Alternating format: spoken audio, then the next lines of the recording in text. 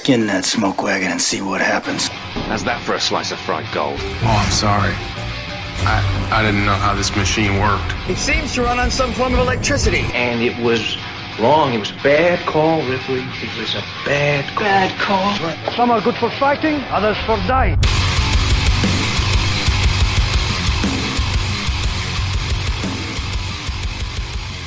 It's Just Two Movies. Welcome back to another episode of It's Just Two Movies. It's like the taint of podcasting. The best part. Yeah, the best part, the tastiest bit. My name is Daniel King. With me in the studio this evening, Justin Brawson. What's going on, buddy? Oh, not much. Been a while since we've had you in the saddle, but yeah, recording once a week and got a lot of fucking movies going on. So right, a lot of irons in the fire. Yeah, exactly. So if this is your first episode tuning in, what we do is we watch two movies. We'll pick a movie that we think is good. Maybe the other person's never seen it. We watch that one. We review it. And then we find a schlocky, so bad it's good movie to have something in common. You know what I mean? That's right. The hope. So this week was your pick since last time you were on, and you did go with a movie that I had never heard of. Yeah, it's Dead Again. Dead Again. I was not familiar with this. It is 1991. It's an R-rated 1991 mystery thriller. About an hour 48 runtime. 6.8 out of 10 on IMDb. 81% Rotten Tomatoes. 5.5 on 5 out of 5 on Real Views. Not familiar with that one. 71% of Google users liked this movie. A release date August 23rd, 1991. Directed and starring Kenneth Branagh. Also stars Emma Thompson, Derek Jacobi, Robin Williams, Andy Garcia, Patrick Doyle, Campbell Scott. And that's pretty much everybody. There's like one or two other people in it. Right. Gregor Hesse and Yvette Freeman and Hannah Shugala.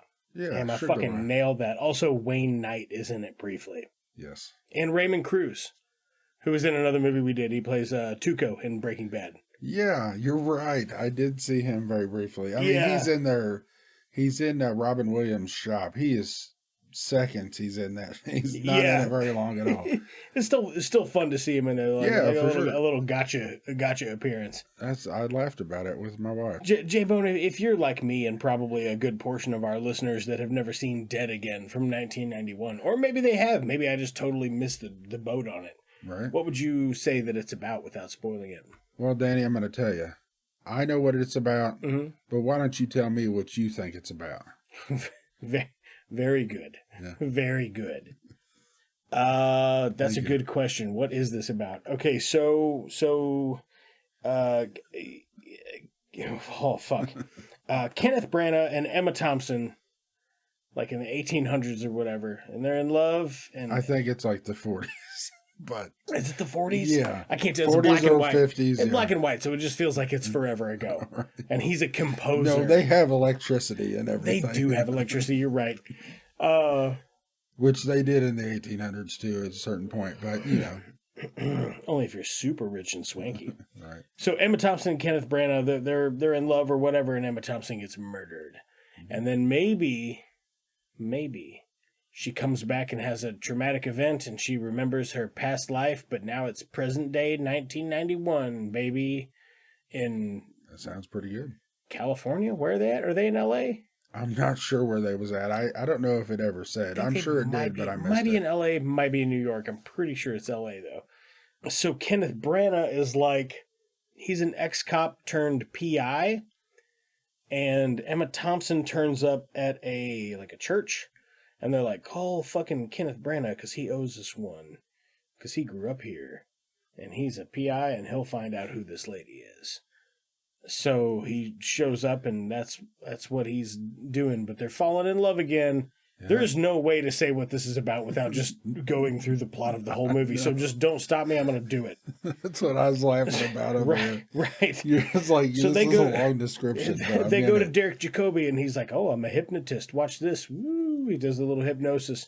They're going back in time and he's like, past lives, they're real. Don't worry about it. Right. And they're like, oh man, maybe we were in our past lives. We'll figure out what happened with this murder. And she's like, oh, and you were there, Kenneth Branagh. And he's like, I was. Holy shit. And then Kenneth Branagh gets hypnotized, and he's like, wait, turns out that I was the woman who got murdered, and you were the man, and maybe Derek Jacobi murdered us. Spoiler alert. Me. Yeah, spoiler alert. I'm spoiling this whole fucking movie. Whatever, it doesn't matter. People are very concerned right now. Look, people are turning this shit off now. No, what I'm saying is this gets kind of Memento-y. Yeah. You know what I mean? It has an element of that to it. Like, there's so much fucking weird, unknown, supernatural shit going on here that part's not over the top. There are some parts about it that are a little over the top, but it's about two people, and they found each other in this life, but they were lovers in a past life, and one of them got murdered, and they got to figure it out by going to a series of hypnotists. I really did like how they started the movie, though. With the black and white, like kind of Dick Tracy looking. Yeah, well, the very beginning, it was like newspaper reels, and it would tell you could see just parts of the newspaper, and it would tell you all this backstory, Oh, yeah. And then it started right off into the black and white. I like how they started that. Black and white, wasn't sure, I didn't remember all of it being black and white, or how much of it was black and white, rather. Yeah. And then it turns out it's just a few minutes at the beginning and then a little bit throughout the movie. Yeah, it's maybe 10 minutes throughout, which is not much. It's to signify one of them having like a recall. But yeah, I just like that start with the newspapers. It was quick and to the point, told you the story, what was going on. It wasn't confusing at all, which was nice. There's some stuff I think that's a bit of a miss as far as character building in this, but I will say that the story and the idea, super fucking solid. Right. I mean, it's suspending the disbelief that reincarnation is a fact. Right. Yeah, obviously. Yeah, you have to give it that. Yeah. But apart from that, the rest of the story is actually pretty interesting. Right. Yeah, there's a lot of good things. There's one part I really want to talk about, but it's like halfway through the movie, so we should probably touch on some stuff chronologically. Well, let me be honest. I haven't seen this movie for a long time. I remember, I don't know, I was probably a young teen. I remember watching this movie, and I took it to my dad's house, and we watched it there as well, and everybody liked it. That's what I remember. And then as I watched the movie, I realized I didn't remember very much of the actual movie. So it was like I watched it for the first time. So it was. That's what I say, though. This has got one foot in that kind of, you like, blow your mind. You know what I mean? So like, whoa, twists on twists. Exactly. Yeah. Like present day, that sort of thing is kind of novel. Right. But for 1991, this would have fucking blown my brains. You know what I mean? This is crazy. Yeah. The black and white intro, I really liked. The score, like there's a lot of that classical orchestral music, a lot of strings and percussion. I do like that. Some things I'm thrilled that we don't do it so much anymore, but a lot of this it kind of lends itself to, which is nice. Right. Young Emma Thompson, great. Oh, you know what I mean? She's great in this. Same thing with Kenneth Branagh, great. Derek Jacobi, he's doing the same thing he always does. Right. Which is fine. So I'm cool with that. Some of this stuff I like. Did you want the budget on that? Yeah, what was the budget? Do you have it? Yeah, I got it. Yeah, it was $15 million was the budget, and they ended up making $38 million. So it made money. They doubled their money. Yeah, doubled its money. I don't know if this was Kenneth Branagh's like directorial debut or whatever. I've always known him as an actor. I didn't know he directed a bunch of stuff. Right. Yeah, I wasn't sure either. I looked up some of that. I couldn't really find too much. I couldn't find a good enough definitive list. Right. But I like the bit with Robin Williams. It's great to have him in this for the 5 minutes he's in it. Yeah, he's in it like 3 different times, very briefly, but some of the shit he comes up with is pretty funny. He's a pretty funny guy. Yeah, he is, for sure. I really did enjoy his part, which is also where you see Tuco's, or Tuco. Yeah. Whatever his name is. It's not Tuco, obviously. A very young Tuco. That would be Raymond Cruz. Yeah, you see him in his shop there, so briefly. But yeah. Newman from Seinfeld. Newman's in there. He plays Kenneth Branagh's buddy with a weird speech impediment.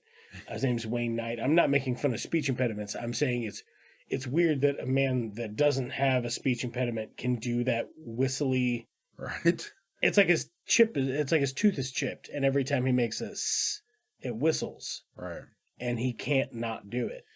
But I don't know how that would be a thing that you could just so flawlessly incorporate into your vocabulary. And be like, yeah, you need a little weird whistly thing? I got you, baby. I don't know how he does it. Yeah. It's fucking crazy. I don't know if they put it in post or what, but him doing it is flawless. Right. Yeah, I have a note about how kind of like impressive that was, that he can just... Yeah, there were several parts where I didn't know he could just do that. Yeah. Yeah, that's interesting. And then there were several parts where he was nice because it was some funny parts that he was in, just to break up what was going on or whatever. Oh, yeah. So it was, he played his part pretty well. Mm. So the church finds Emma Thompson. She's like, oh, she barely eats. She screams in her sleep, and she won't speak. She won't say a single word. She shits when she farts. She's a booty rocking cowgirl. I must have missed that one. Yeah.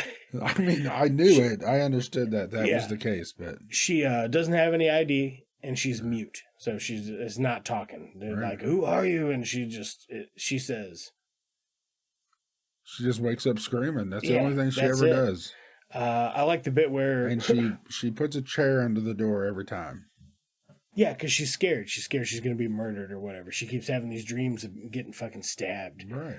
I like the bit where he's going to go drop her off at the mental hospital. And the elevator opens, and there's just all these... It's crazy, It's like Looney Tunes style crazy. Right. Like the cartoon Looney Tunes. Yeah, exactly. Like people pulling each other's hair and just fucking fist fighting. There's like a 9-person brawl in the lobby. Yeah, right. And he's like, "No, I'm not taking you here." Yeah, he doesn't have the heart to drop her off. He tries to take her back, and the doc's at the door like, "Nah," or not the doctor. He's like the priest or whatever he is. He's like, "No, you already took her. You ain't bringing her back." He won't even open the gate for him. So then he takes her home. Mighty Christian of you. Right, exactly. You know what I'm saying? Yeah. So fucking hypnosis dude comes by, and by hypnosis dude, I do mean Derek Jacobi. Derek Jacobi, that's who I mean. Derek Jacobi, not Jared Jacobi. I don't know who that is. It's another person. So he comes back and he's like, he's kind of an intrusive dick, and he's also like an antiques dealer. Right. I mean, he like remarks on the chair. He's like, "Oh, it's a lovely chair. I'll give you $45 for it." And he's like, "It's not that kind of chair. It's this kind of chair. It's worth $250. What can I do for you?" Right. You know what I mean? Like, what the fuck are you doing? And you just like waltzed into my apartment. And he I thought that was kind of strange. Yeah, he hypnotizes Emma Thompson. He's like, "Oh, Emma Thompson, say something," and she talks. And he's like, "All right, well, why don't you bring her by my shop tomorrow?" He's like, "What are you hypnotist? Why you hypnotist? You're not." Right. Then he's like, "I got her to talk, didn't I?" Right. Isn't that when he's like, I don't know what it was. He had his hand in her hand or something, and she's like, "Your hand's going to be so light it'll just levitate or whatever, or just go up." And and then her hand goes up. That was all a bit weird. Well, here's my main problem with hypnosis is, right. If you know this to be a fact, and it is a fact, so I'm about to ruin hypnosis for somebody out there who listens to this. If you know that hypnosis only works if you believe hypnosis works, then it doesn't work. Right. So all you have to do is go, "I don't know about hypnosis," and you're not hypnotizable. Isn't that fucking crazy? That is crazy. That's it. You just have to have a healthy amount of skepticism, and you are immune to hypnosis. That's interesting. Almost like you had to want it to be true so bad that you maybe pretend it's real? Maybe you played along. Yeah, right. I'm not to say that there's not merit to some things that it's uncovered, but I mean, for the most part, having done some homework on it, if you are like, "I can't be hypnotized," you're right, you can't. And that's what professionals will and doctors will tell you. Right. They go, "How do you feel about hypnosis?" And you go, "Crock of shit," and they'll go, "Okay, moving on." Isn't it strange how they at one time, I don't know that they ever used it in court or whatever. I don't think it was ever admissible in court, but they would use hypnosis to bring back memories or whatever from people, Oh yeah, about murders or whatever. There's a documentary on that somewhere, and it is super interesting. It's about how many people are in fucking jail right now because some fucking swami wanted to strike it rich and get famous. He testified on court and put a murderer away, but really it's just an innocent person. Oh, shit. You know what I mean? Like that kind of shit. Yeah, there's a documentary on that somewhere. I cannot remember what it's called. It's been many years since I've seen it. Huh. But Brenda thinks it's bullshit. Yeah. So he does suspend disbelief for the movie. You know what I mean? He's like, this has got to go somewhere. This is a movie, so I'll just be quiet. And then they go see Robin Williams for a second opinion. Because Emma Thompson's like, well, what do you think? And he's like, I think this is bullshit and you need a second opinion. So they go see Robin Williams in the meat shop or grocery store or wherever he works. He's a butcher. Yeah, they're in like the freezer or something. Yeah, he's a butcher and a grocer. And they go see Robin Williams and he's like, oh no, it's for real. Right, he's all in with it. Yeah, it's all past lives. Oh hell yeah, all that shit's legit. Feeding it up, man. Right. Just fucking in Kenneth Branagh, he's still really not crazy about it. Yeah. Man, Robin Williams, he's cracking me up, and he's not even really doing that much, but I really enjoyed him in this. He's funny in it, man. He's real funny in it. Whoever one of the writers is on this has a very strong point to make about smoking cigarettes or not smoking cigarettes, and I don't know what it is. Oh, yeah? After watching the movie, because they bring up like the discussion of, oh, do you smoke? Oh, I don't smoke. Oh, I'm quitting. Oh, I was a smoker. Look, you either are a smoker or you aren't a smoker. The trick is figure out if you're a smoker or not a smoker, and then just be that. You know, like it's fucking what? I don't know why that. It's such an axe to grind against cigarettes, and he's not for or against, but it comes up all like an abnormal amount. Yeah, that's a weird thing to come up that much too. Yeah, I thought it was odd at the very least. Some of this stuff is a bit over the top, but this is one of the parts that I really, really like, and I have a problem with it not going further. Okay. So they're Emma Thompson and fucking Kenneth Branagh. They're like falling in love. Mm-hmm. And then that guy shows up and he's like, oh my God, Diane, I've got your other glove and here's your wedding ring. And it's he's like, what kind of ring is it? He's like, it's an Irish wedding ring. Blah, blah, blah, blah, blah. And he knows a lot of shit about her. He's starting to make a little bit of sense. And he's like, you'll remember me, honey. Don't worry about it. All right. And then Kenneth Branagh gets up the steps and he's looking at the glove and he's like, it's the wrong fucking glove. Or they're both left. It's the right glove, but they're both like left hands or whatever. Right. So he's like, hey, you son of a bitch. And then he chases him for quite a while. Right. And then the guy turns around and kicks Kenneth Branagh's ass. Yeah, and he's then, like a ninja. Then he, what's it called? He like kind of parkours the fuck out of there. Right. Yeah. Okay. I didn't expect that, by the way. It was very unexpected. I didn't expect it either. It was super unexpected. And part of what's unexpected about it is, what was his motive? Did they get the guy? Could I find out more about the guy later? So I know why it happened, but I don't know if he was just wanting to act like maybe he's wanting some of that pussy, you know? I don't know what he's wanting. Some of that if he's tank, like, huh? Yeah, if he's like, hey, this is my wife, you know. My wife. Maybe he just likes her. I don't know, but they did put it on the news that she was missing. So it makes sense that it came up at all, but yeah, I don't know what he was wanting out of it, you know, unless it was just like sex trafficking or something, maybe. Yeah. I just wish they would have found the guy and been like, why'd you do it? Yeah. And for him to say anything. Because bananas, all right, fine. Okay, you're crazy. That's a good enough explanation. Right. He seemed like, when you see the guy on screen, you're like, okay, maybe it is her husband. Right, he's like, exactly. It's believable. He's well put together. He's articulate. He's got the fucking glove. He seems really sincere. He's got a fucking documentation with her name on it. He's got medicine prescribed to her. Mm-hmm. All this shit. It's all very believable, yeah. But it's weird. I don't know. And why was he just... You'll never know. They needed to fill 10 minutes, 8 minutes. I guess, and it worked. It was interesting. I was like, well, what the fuck's up with this crazy guy? Is he going to come back later? No. No, he doesn't. No, he does not. I had wrote something along the lines in one of my notes that he is a ninja. I had made note of that because that threw me off. Like I said, that turned into more action. I expected a chase scene and then it to end. Yeah. But it turned into more. And it wasn't bad. It was weird, but yeah, it worked out. So they do they do a little more hypnosis and some more flashbacks, and there's financial troubles, and this guy named Gray Baker, he's hitting on Emma Thompson. You know, the plot thickens, I guess. There's a bit Okay, so the Gray Baker, by the way, played by, we find him here, played by Andy Garcia. In the flashbacks, he's like a young journalist from the 40s or whatever. And they're like, do you miss the war? And he's like, I do miss the war, actually. A lot of news to report. You know, I'm a reporter. I like reporting. It's what I do. And I smoke cigarettes. So many cigarettes. You better believe it. Cigarettes nonstop. Cigaretting it up. Cigaretting it up till the day I die. All about the cigarettes. All about him, man. All about him. He found out. That's the trick.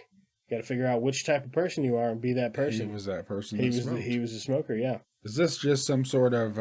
Andy Garcia is pretty good in this. Oh, go ahead. Is it some sort of cigarette commercial that we're watching? I don't think so. I'm not sure, man. But, yeah, Andy Garcia plays Gray Baker. And Gray Baker is a journalist who's, like, really hitting on Emma Thompson. Really, he's laying it on pretty thick. Oh, yeah. And she's trying to get flashback Emma Thompson's Kenneth Branagh, who is a composer. Like a dark version, it seems. Yeah, trying to get a scoop on him. Like, ooh, some kind of scandal. Ooh. Right. But there isn't one. No. There isn't one. It's just that he's just a composer. He's a composer who like bought a big fancy house and he's kind of poor. Right. Because, you know, that happens sometimes. The big what his big project he's working on is almost finished. Mm-hmm. So Emma Thompson, she's like scared of scissors, right? Yeah. And then she sees in the flashback, she thinks it's fucking Kenneth Branagh who stabbed her with scissors.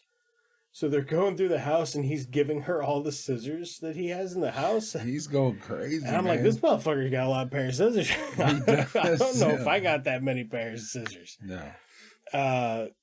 Man, we got a lot of scissors. We got a lot of scissors, but they're mostly in two spots. So kitchen and craft. Yes, exactly. Yes. Yeah, that's where ours are too. Right. Yeah. But I don't have 6 pairs.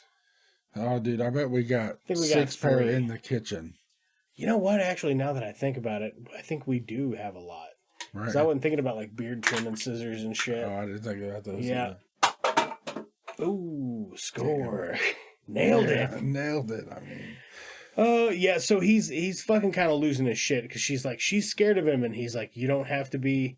He's like, you don't have to be scared of me. And she's like, I'm scared of the scissors. And he's like, take all the fucking scissors. Right. He's so and then he gets a gun, and he's like trying to give her the gun and be like, go ahead, put it in my fucking mouth. Right. Like he's losing his mind. No shit. Being very, very dramatic. And then you find out the next day they hypnotize Kenneth Branagh, and he's like, actually, I was Emma Thompson in the flashbacks, and Emma Thompson was Kenneth Branagh. And then they talked to fucking Robin Williams about it later. He's like, doesn't surprise me. This gender shit swap happens all the time. He like, it's just like so matter of fact. Like he's an expert on it. Oh, absolutely. He's like, you gotta kill her. Yeah, you gotta kill her. You got to. Dude, I was cracking up, and I don't even know why, but I really enjoyed that part. Yeah. He was good in that. But yeah, he was saying that he needed to kill her first, act first kind of thing. Oh, absolutely. It's going to happen to you, Yeah, you might as well fucking jump the gun, baby. Exactly, yeah. So what did he call it? Cosmic? Hilarious karma or something like that? I don't know. He had some jabs about it that were pretty funny. Right. But, it's Robin Williams. He's a funny guy. Hell yeah. So, yet another twist with more hypnotherapy. We find out that actually Inga and Frankie, who I haven't mentioned this entire time, flashback Kenneth Branagh at his giant estate. He has a housekeeper and her son. Yeah. They all escaped Germany together through the mountains during World War II. So his wife, they like helped take care of him or whatever. He got over to America. And it just turned out that his wife was very financially well off. She died, so now he inherited her wealth. Right. So, of course, he hired them because he wouldn't have made it without them. So he's like, you guys come live with me. I'll take care of you, whatever. You just fucking clean up the house and live happily the rest of your days or whatever. Right. So Inga, the mom, seems like a pretty sweet lady. Right. But her son, Frankie, I guess Kenneth Branagh changed when Emma Thompson came into the picture. Yeah, exactly. They were, yeah. So they were all happy because they were almost like a family, I believe. Mm-hmm. And then whenever Emma Thompson came into the picture, that no longer was the case. So things changed. So they become more of instead of a family, more of just the help kind of thing. Right, because it had never been explained to Emma Thompson. Right. Maybe if it had, it would have been different or whatever. So anyway, Frankie, he like resents her. Oh yeah. And turns out that he's the fucking killer. Yeah. And he's also the hypnotist. Yeah, so we had skipped a part where flashback version he does get put to death because they think that he killed her. So that's how the whole movie starts, right? They think Kenneth Branagh. Yeah, they think that Kenneth Branagh killed her and then he's put to death. And then so you find out now that it's the kid that killed her. Mm-hmm. And so that's where we're at. So, and I got to get my train of thought here. Was it about when Kenneth Branagh goes to visit Gray Baker? No. I don't know what it was. It's gone. Let's move on. Okay, fair enough. So there's a bit after this revelation, Kenneth Branagh, present day, 1991 Kenneth Branagh, he finally gets a line out to Gray Baker, and he goes to see him. And of course, he's had a tracheotomy, and he's like, oh man, he's yeah. like, give me a cigarette. And he gives him a cigarette, and he smokes it through his tracheotomy hole. He smokes it in his hole. Yeah, dude, Yeah, that's so messed up. It's pretty gross. Yeah. Not the tracheotomy, the fact that he smokes through his tracheotomy holes. That part's pretty gross. The fact that they put it in the movie, though, I kind of liked. I got to be honest. I enjoyed that. It gave it some grit. You know what I mean? It was strange, but I'm like, oh. It was during a part where, good. I'll be honest with you, I was starting to feel like it needed a little more traction, and that put me right back on track. Right. Because I'm like, ooh, look at this fucking guy. Right. Ooh. And so Gray Baker tells him, Kenneth Branagh wants to know, hey, flashback version Kenneth Branagh, you interviewed him when he was on death row. What did he tell you? And Andy Garcia is like, listen, he told me to print that he loved his wife. And that was all. And he's like, what about when he bent down and whispered into your ear? And he goes, the son of a bitch kissed me on the cheek. I know, dude. And he's like, I'll never fucking forget it. I did not He's expect like, I was that. just waiting on the edge of my seat for him to say something to shake me to my core, and he just kissed me on the cheek. I know, dude. Like, fucking... I'm like, what the fuck? Because the whole time, that's it like... makes more sense later, because Kenneth Branagh was, like, very much, like, kind of attacking the guy. He assaulted the guy. He punched him in the face. Right. Because he thought that Andy Garcia was trying to fuck his lady. Yeah. Andy Garcia was trying to fuck his lady. Yeah. So he kind of deserved it.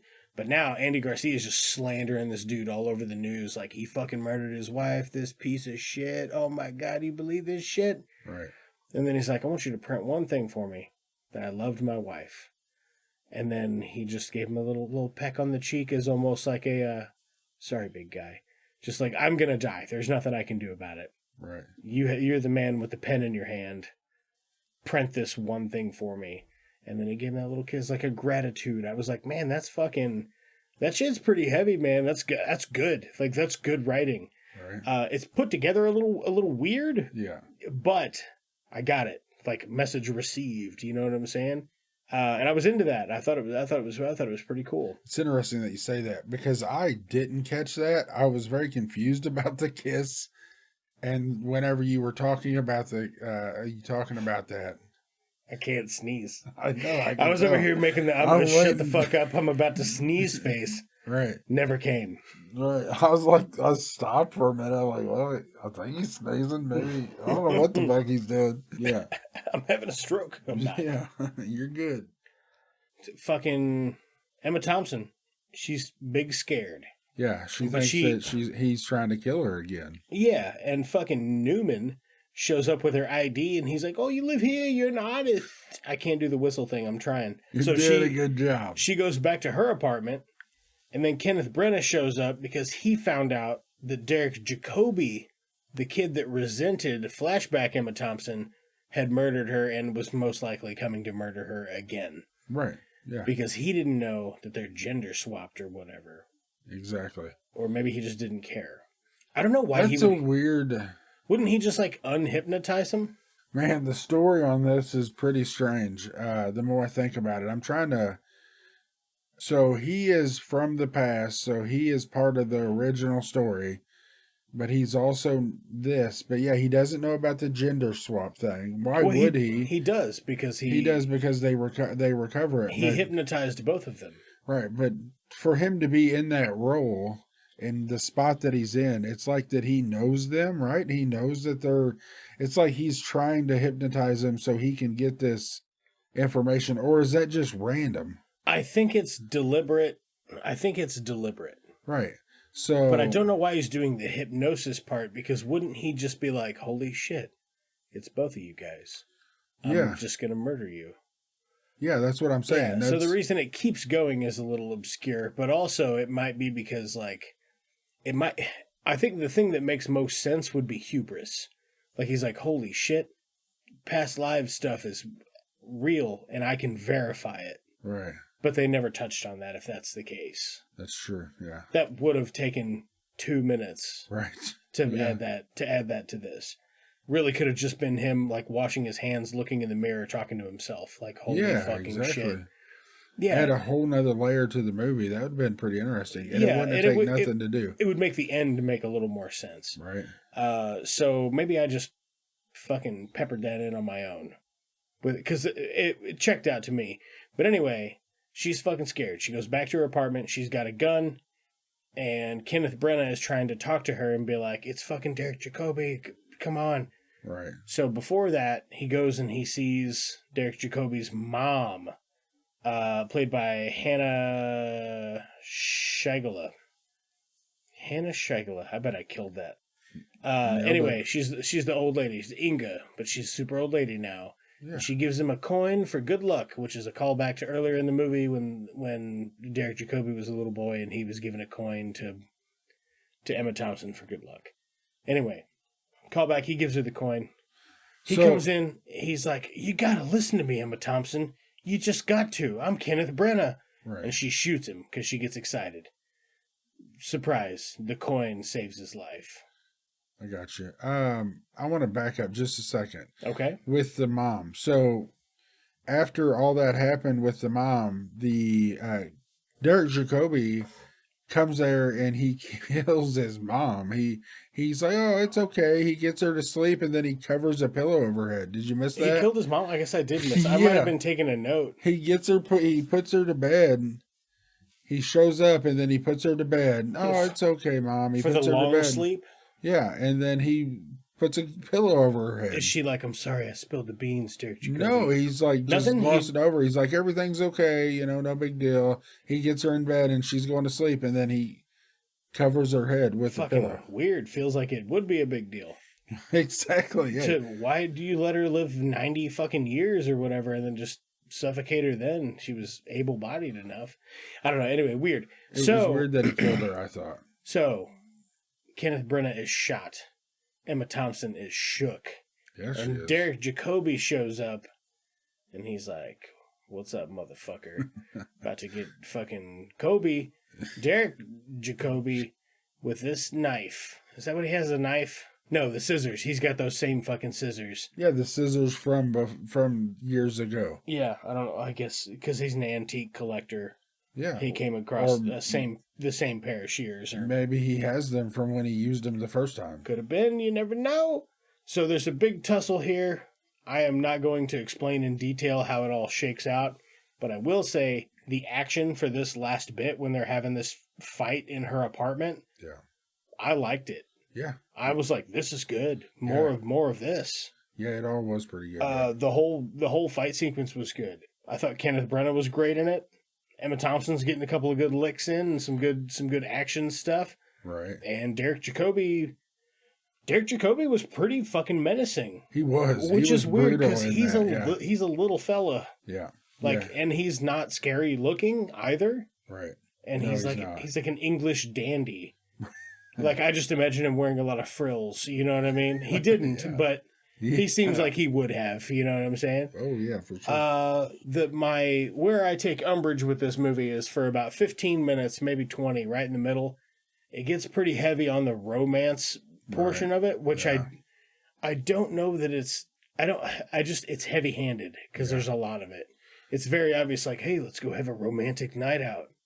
And it's weird. She like just started talking again. It's just, I don't know, the vibe is off on it. And there's multiple times, I believe once in the past and once in the future, but they start banging on the couch.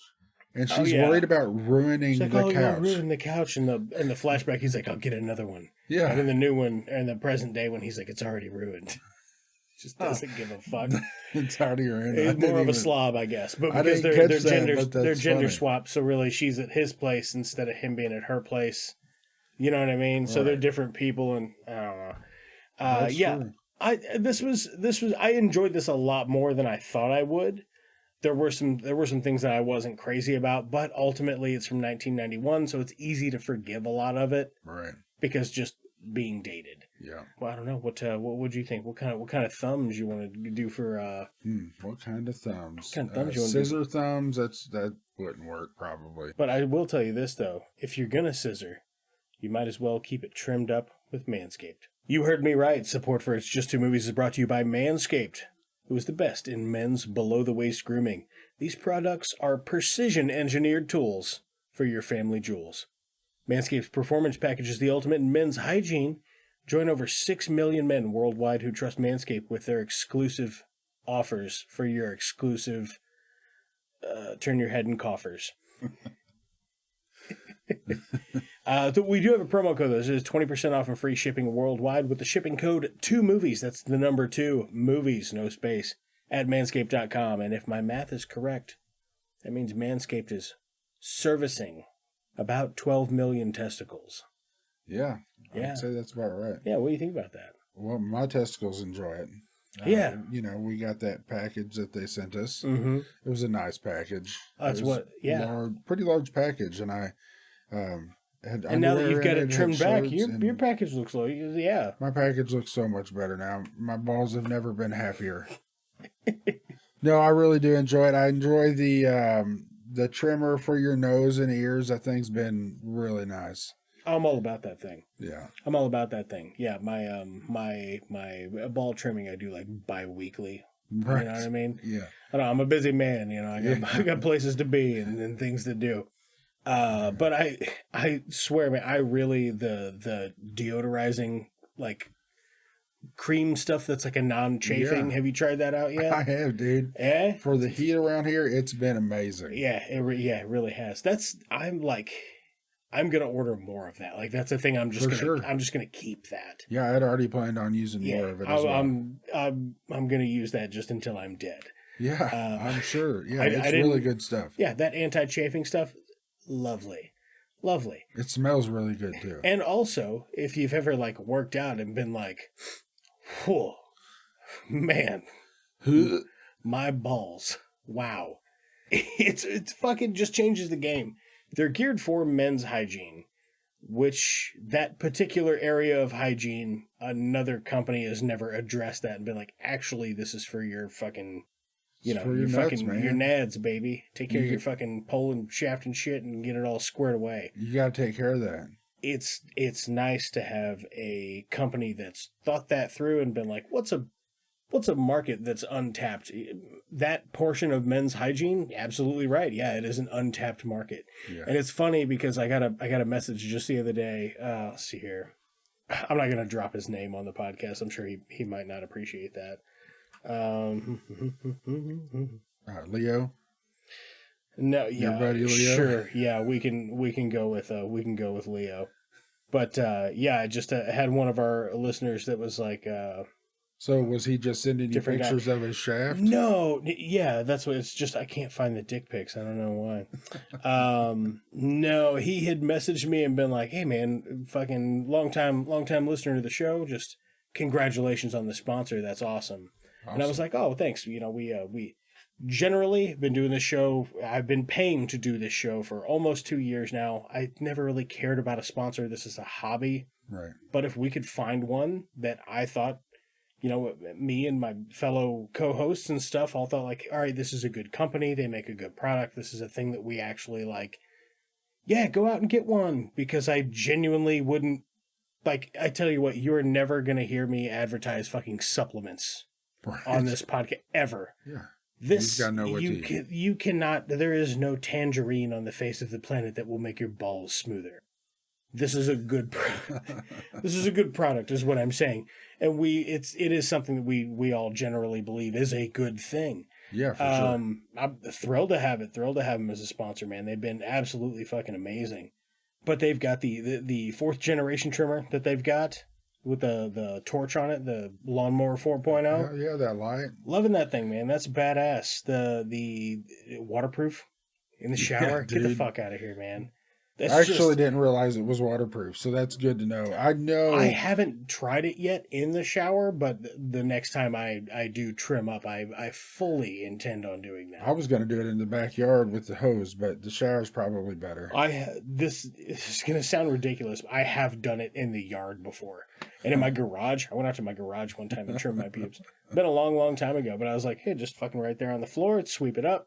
All right. Bing, bang, boom, no mess, no fuss, no muss, and go back in the house and take a shower. Right.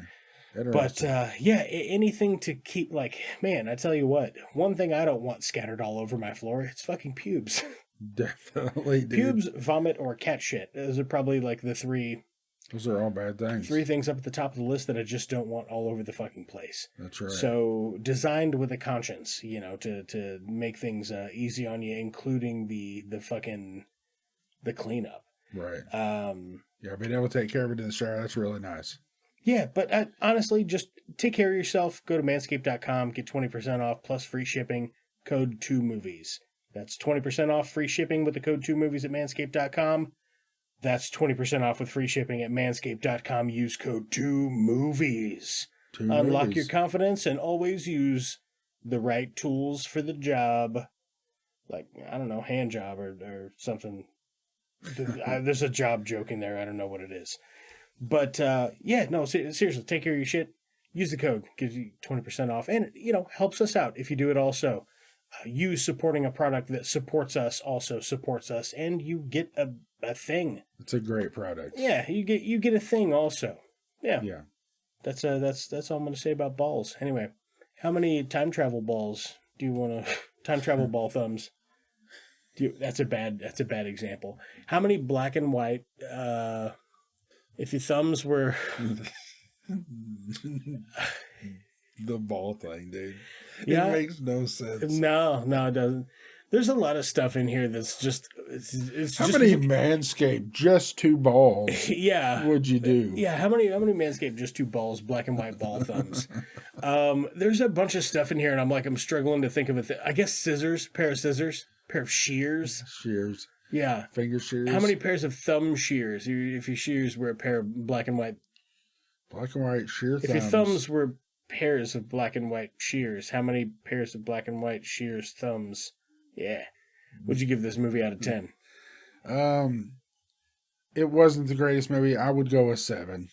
Maybe a 7.5. The story, I think with some work, I think it'd be great. I like the concept a whole lot. I like the cast a whole lot. Mm-hmm. But there was definitely, it was a little bit slow at times. The first 45 minutes of the movie, I think, it was hard for me to get into, man. But as soon as it got into more of the movie, I enjoyed it, and yeah, I liked what they did with it. Yeah, I was having fun with it, man. Once I got over that hump in the middle, that I was like, it's kind of heavy in the, like, not to say that you can't do romance in a movie that I find appealing. You can. Right. This isn't that though, and that 15-minute hump of it in the middle of the movie, I was like, I don't know. Right. But once I got past that, I got right back into it, and I was like, this is actually pretty cool.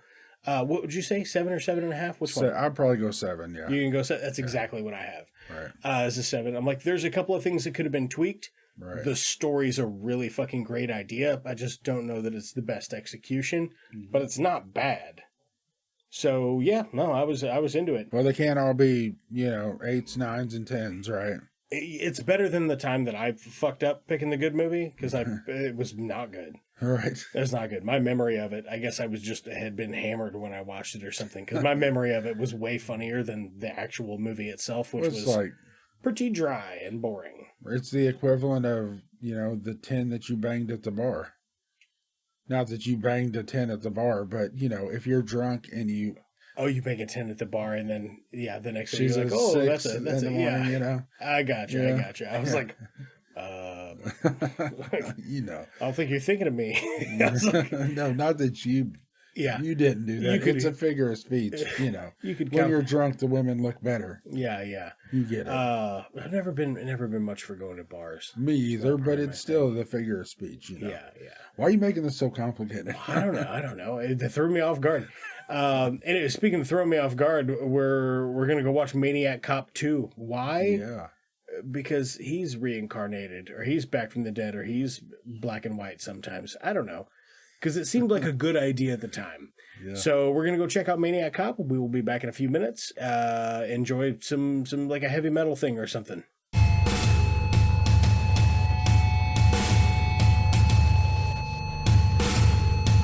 We're going to get up in it, boy.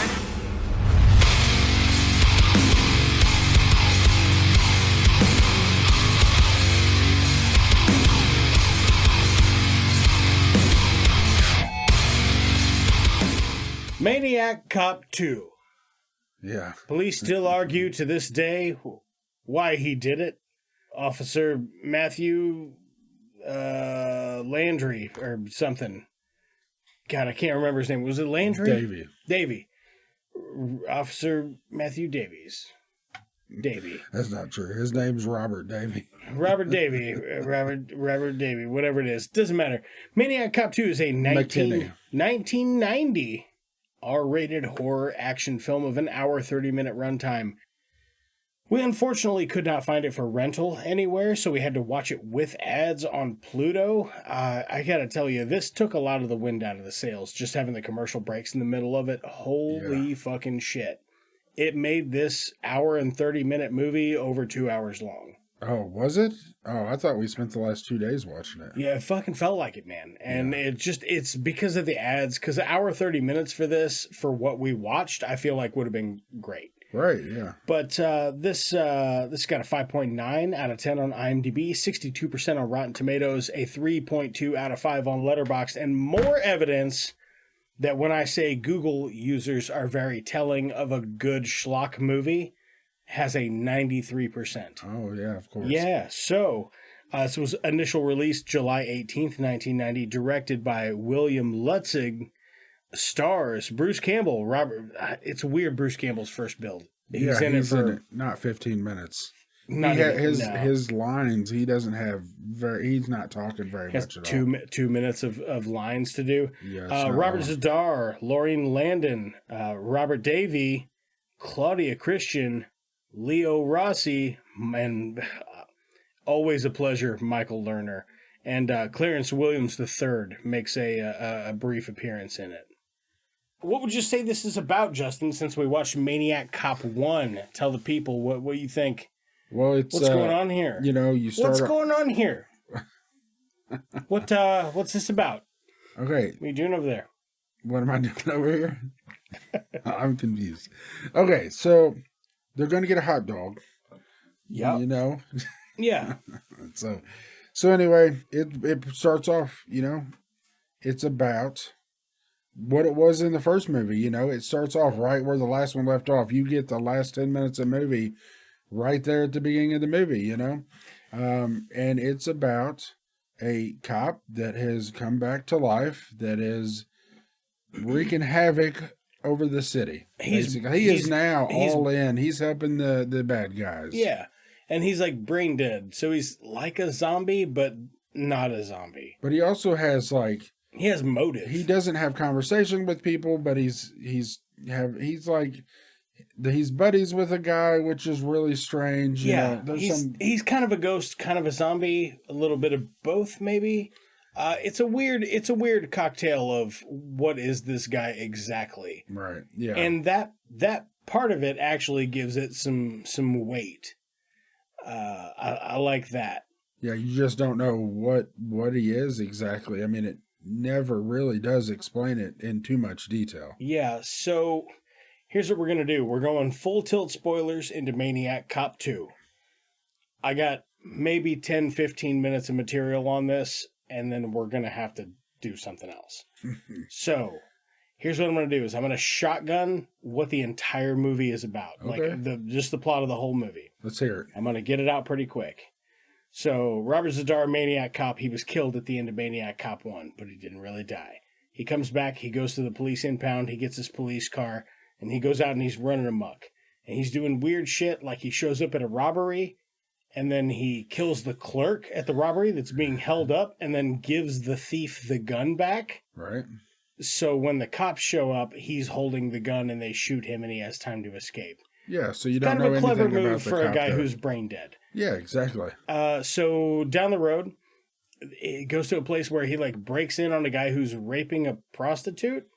No, he's raping a stripper. Yeah. And He's obsessed with her, right? Yeah, he's obsessed with this stripper, and this dude is like he's did a B&E, and he's gonna rape this stripper, and she's not into it, obviously, because that's why it's rape, which is not fun or great. Like this is the part of the movie that made me a little uncomfortable, to be honest with you, because it's not a very delicate approach No. to that subject. They're just like, wouldn't it be funny if it wouldn't be. Right. It would be terrifying. That's the part that you should lean into, is the other part of it. Anyway, it doesn't matter. It's a movie from 1990. Who gives a shit? Robert Zadar breaks in. He starts also choking the stripper, The woman, right? and helps the dude escape. Yeah, and then they're best friends. And then they become buddies, and Yeah. he takes him back to his house, and they have a drink with him, and he's like asking him a bunch of questions, and they're comparing knives, and he's just talking about he loves murdering and raping women, and that's his thing because he is straight up a serial killer. That guy gets picked up later by the police, gets thrown in jail, and he's like, hey, wait for my buddy Maniac Cop to come bust me out of here, which he weirdly does. Yeah, it was Yeah, strange. it's a very bizarre chain of events. Anyway, it leads to Maniac Cop being killed again and then having his remains buried. At which point you find out at the very end of the movie, maybe he's not dead. Not maybe. I mean, he puts his hand through the coffin. So that's the whole story of Maniac Cop 2. So instead of doing this whole story beat for beat, I just want to talk about the things that we thought were funny, Right. the things that we enjoyed, and the things that we didn't like. Okay. So what do you got? What do you got? Lay it on me, J Bone. Okay, so let's see. It's time for the new segment of the show, Bone Zone. The Bone Zone. The Here we Bone are. Zone. All right. All right. Well, so today on the Bone Zone, we watched. That's perfect. You're just like, yeah, on the Bone Zone. There was parts of it that I actually enjoyed. I was trying to, keep paying attention to the story more than I wanted to. Boy, the audio is bad. The audio was terrible, and that's what I was wondering if it was the app or the show. But man, it was terrible. We couldn't hear it. We watched it on Pluto. I'm a subtitles guy. Right. I like my subtitles on because I am hard of hearing due to an ear injury from being a child. I'm a little hard of hearing. Yeah, you are. So I like to have the subtitles on so I don't always have to have the volume on 75. Right.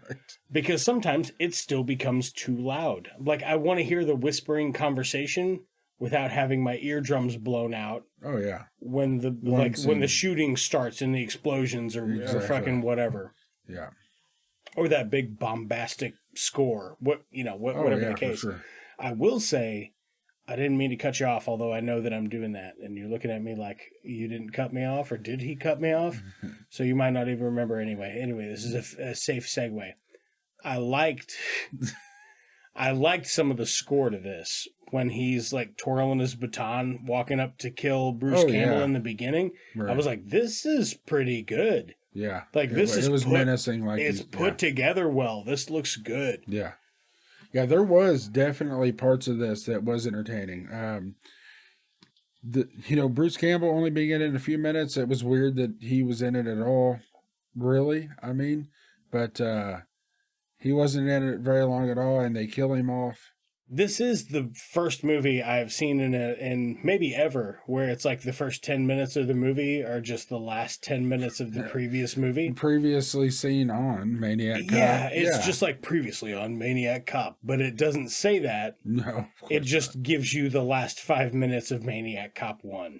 Yeah, it does that later on in the movie where it gives you a pretty long 5, 6, 7 minutes of... Oh, yeah, it does. It does that callback to when, like, the fight scene in the prison. What happened to that cop? Why is he a maniac? And they talk about, like, when he gets thrown in prison and they're all trying to beat the shit out of him. Yeah, but all it is straight up a scene from the first movie. You know? Yeah, and I wouldn't know that had we not have just watched the first movie. Like, I don't know, last time you were on the show. It's been a minute, but it ain't been that fucking long. No. But you're like, this is the same footage. And I was like, you're absolutely right. Yeah, it 100% is. Right. Just doing some recycled stuff in there. Yeah. Well, I bet there's fucking almost 15 minutes of recycled footage in this movie. Oh, yeah. I hadn't even thought about that. Yeah, at least, yeah. So there you could take... The movie itself is only an hour and 15 minutes long without that, you know? That's a pretty short flick, so I'm surprised that it felt as long as it did, to be honest with you. Mm.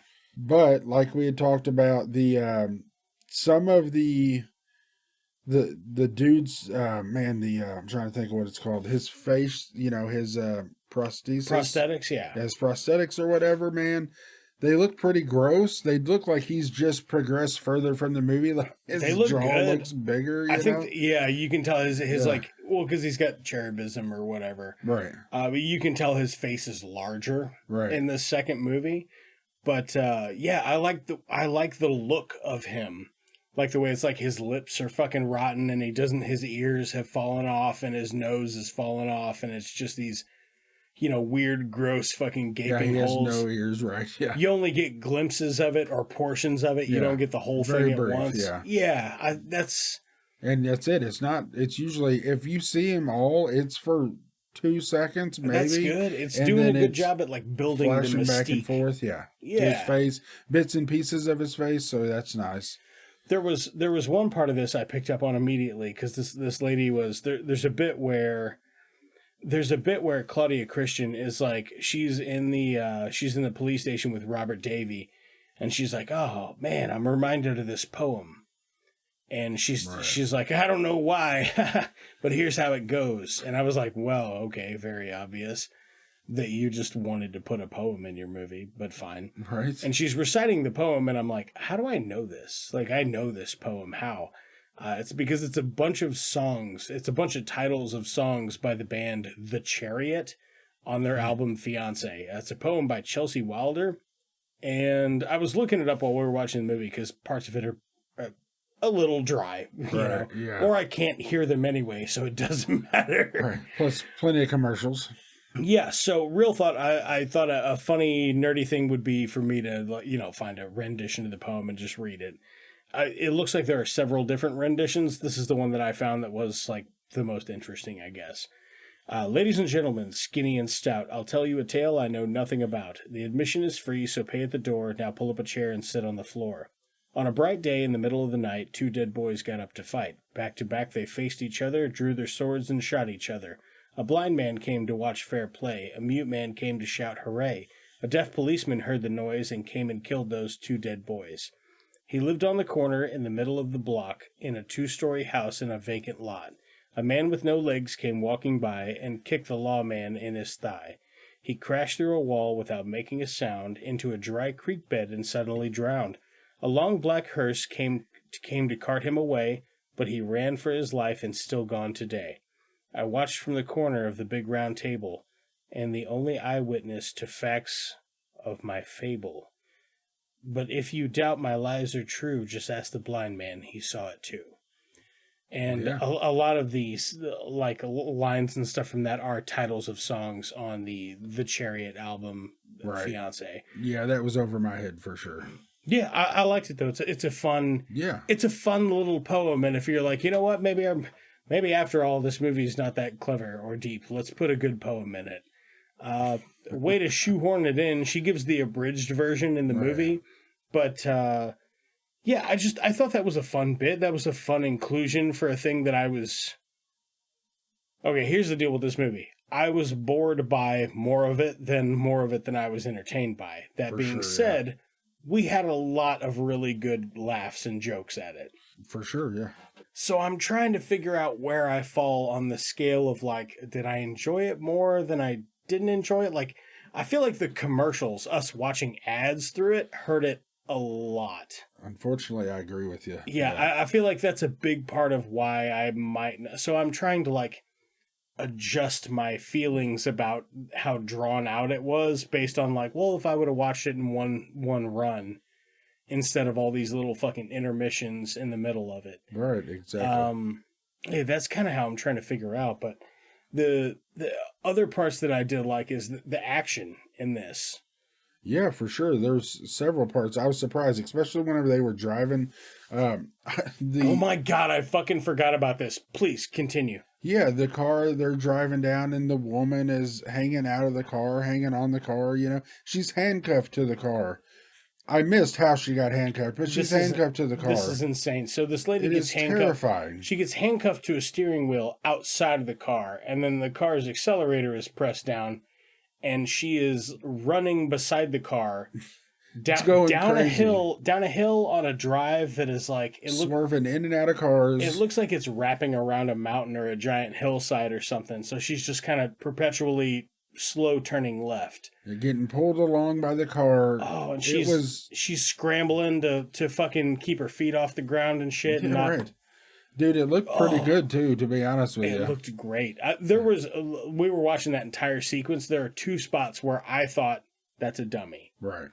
That's a dummy. But every other part I was like, this is practical. This is either a stuntman or I'm not sure how they're fucking pulling this off, but yeah, and I was sitting there thinking the whole time, like, it didn't even look like a lot of recycled footage. Like they didn't recycle a lot of shots. They recycled with the feet dragging the ground maybe twice. Right. But a bunch of it was like they kept shooting that shit, and that's a fucking really intense scene. Yeah, it is. I was on the edge of my seat, like, what the hell's going to happen to her? Because it was intense, man. She finally does jump back into the car, and then the car wrecks. You imagine trying to make that? Like you're the director, you've got 30 people that work for you, and you're like, all right, here's what we're gonna make happen, and everybody looks at you like, how? Right? Like how they make that? They just made it come to life so naturally and organically that it has good weight to it. And it's weird because I feel like the first half of this movie is more weighty than the second half, but the second half is like literally where all the action happens. Right. Yeah, that's when you start seeing the Maniac Cop more, and you know, that's all the big stuff is happening. He's breaking into the jail to break out his buddy, apparently. Yeah. That whole part where he got a friend. The only word he says in the whole movie is his last name, Cordell. Exactly. Yeah, and you can barely make that out. Right. If you didn't know what he was saying, you might not even know what he said. No, when we're watching the movie, didn't say this out loud. I should have though. When he says his name, and the other guy's like, Cordell. Right. I would have been like, you're so full of shit. Yeah. You didn't hear that. It was like barely anything. He's across the room in his neon light in his room. Weird sex dungeon apartment. Right. It was kind of a cool layout though. Like it was cool, but the neon light was throwing me off so bad. I was trying to figure out what was going on. The whole room, it just seems so, man, having neon light on stuff, it makes it seem shady. I mean, it seems, What do you think about the bit where Robert Zadar goes into the police station and he's in the shooting range? He's just hiding in the way back. I was thinking before that started, man, it's so dark back there. That's kind of strange that there's nothing back there. It's completely black. And the next thing you know, he kills 6 cops. It's just ballistic gel. Oh, really? That's a Mythbusters reference. John, keep going. Okay. Excellent. So he kills 6 cops. He is an excellent name with that pistol. I will say that. So, despite being brain dead, which they mentioned multiple times. All right. He's a smart guy for Those being brain motor dead. skills are intact like a motherfucker. They are, yeah. So yeah, he kills them all, and then he throws the one guy through multiple what was it? Multiple doors and windows, It's and like, then through the jail cell door, and It's almost like cubicles, but he throws this guy like 40 feet. right. 40 feet at the same height.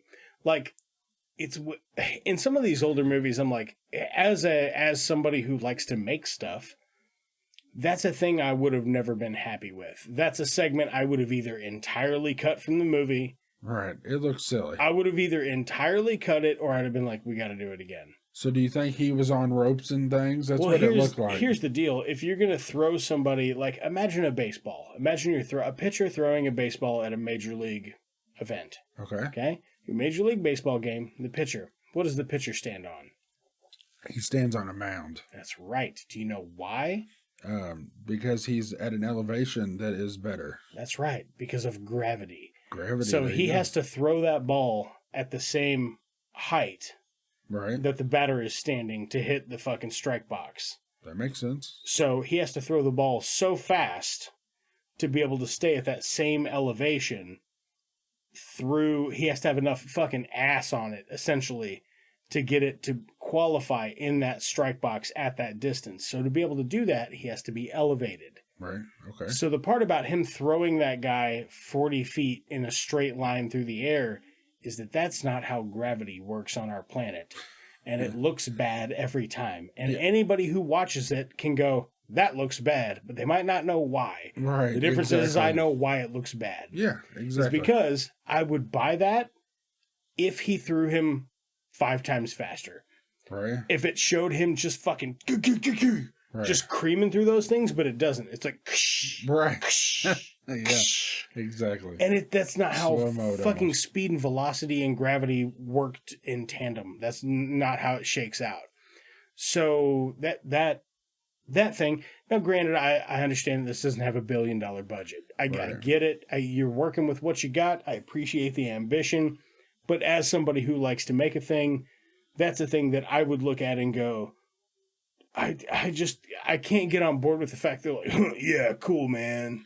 Yeah, it cool just glass looks a breaking, little bro. silly. I They fucking could have love done it. the same thing, but not as just through the first pane of glass or whatever, you know. Even through two. Like, he could have gone through the top portion of one and the bottom portion of another one. It would have been fine. We wouldn't even be talking about it. Right, exactly. But we're only bringing it up because it's very jarring and obviously bad. But now, it's not to say I don't want to take away from the production value of this, because I think a lot of this actually looks and feels really great. Yeah. A lot of the stuff on the front end, I am more on board with. When they bring the weird, creepy rapist strip club dude into it, it gets silly. It does, right? Yeah, I agree with that. Yeah, and it's like I said, but it doesn't make any sense that he would have a friend, but it never does, or did it, and I missed it. It doesn't seem like it ever touches on how he even knows him, other than he just so happens to break into, or he comes into the same apartment. And there's this weird, he just follows him there. Right. It's when he breaks him out when he's trying to rape that girl and he helps the dude escape. Yeah. And then Maniac Cop just follows him all the way to his apartment and goes in his apartment and, like, has a glass of scotch with him or whatever. And then he gets up and leaves. Right. Fucking weird as shit. Yeah. And then he just magically comes to break the guy out of jail later, even though he doesn't know that he's even been arrested. Exactly. So, and then there's a bit where the creepy rapist guy is like, oh, hey, Maniac Cop, can I bring this cop lady with me? And he's like, yeah, he shakes his head. It's yeah, like he shakes understands his head, yes. So he does, and he's busting out his celly, who he's bringing with him, and that is played by the fantastic Clarence Williams III, who's just an absolute gem. I didn't recognize who it was until I looked him up in the post credits. We were watching the movie, and I thought to myself, I'm like, that guy looked kind of familiar. I did. Yeah, it's. I thought he looked familiar also. Here, let me get you a better picture. I don't know the name that you just said, but But you know the face though. Right. This motherfucker. Oh, right. That's the guy. For sure. Yeah, Wow. how fucking cool. Yeah. So anyway, there's a bit where Clarence Williams, he, like, also kind of hints the fact that he is locked up for being a rapist. And they're on the prison bus and they're making an escape. And the white rapist guy, the strip club rapist guy, he's driving. And Maniac Cop's just, like, riding shotgun or whatever. And they got the cop lady up in the back and she's cuffed or whatever. And then Clarence Williams III like moves in on her and starts hitting on her. And Maniac Cop's like, what's he do to him to get him He to just stop? like, I don't know if he has his gun and he waves it at him or something, but he's just like, he doesn't say it, but he just like, he points at the guy and he's like, he waves him off, like, don't fuck with her. Yeah, he waves him off, which is weird because he helped the other guy rape and strangle a woman. Right. Yeah. So he's just racist, I guess. Right. Also, he's just like, listen here, fella. Yeah. I don't think so. I don't think so with you. Not today. No, right. this white guy, I'm all about it. It's because he's chatty and he's my friend. But you, I don't. You just sit the fuck down. It was super weird, man. Just weird characterization across the board. It's a weird thing to put in the movie that doesn't make any sense. It just makes Maniac Cop seem racist. Before they were, back when they were in their jail cell, before Mm-hmm. he breaks them out, their interaction with that gentleman and the creepy Charlie Manson fella. Yeah. Charlie Manson looking fella. Charlie Manson looking fella, by the way, also same guy as white guy rapist, strip club rapist. Yeah. He just looks like Charlie Manson, so we'll use those two things interchangeably. Right. Yeah, he was creepy, but their interactions in the prison cell before he breaks them out was pretty comical. Yeah. Like he was being annoying as hell, the creepy Charles Manson looking dude. He was being annoying as hell, and the other guy just finally had enough, and he yells at him, and then they just have a little bit of interaction, which I did enjoy. It was kind of funny, I thought. And then he's like, "Oh, I might bust you out of here," and he's like, "All right, well, I'll hold my breath." He's like, "Be nice, man." Yeah. He says. Yeah, it's so weird because he goes from being such a weird, twisted piece of shit to like, "Okie silly dilly dokio." Right. But kind of just weird choices, for that. Back to when Cordell, the Maniac Cop, is like walking into the bullpen, I guess. Right. He just walks through like fucking 12 panes of glass. Yeah. Dude, his he knows how to make a. They didn't an recycle entrance. that footage either. No, for sure not. That was pretty good, entertaining. Good stuff, yeah. The creepy Manson looking guy, he was supposed to be played by the dude that was in Maniac. Do you know the movie Maniac? I do know the movie What was Maniac. it, 80s? Early 80s? I think so, yeah.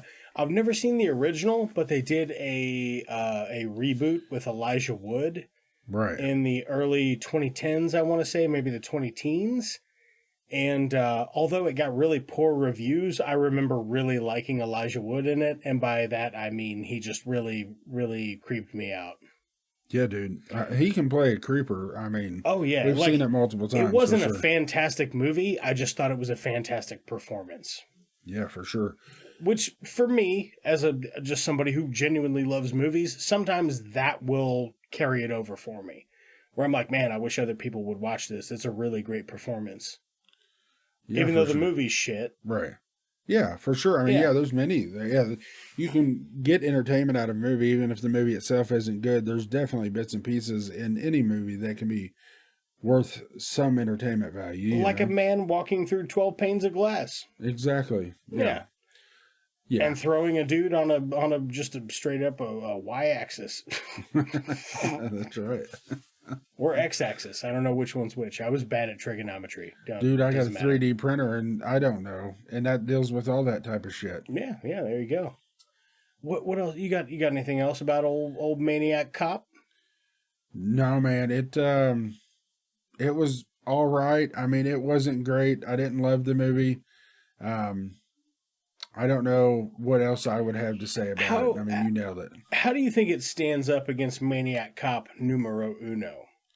You think it's better or not as good? Man, I got to be honest. All the ads that we watched kind of brought me out of it a little bit. I think it's almost worth.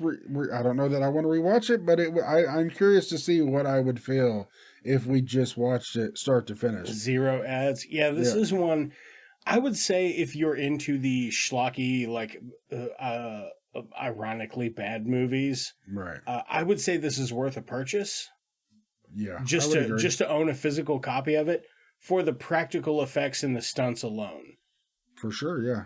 If that's the kind of stuff you're into, this is a really fun one.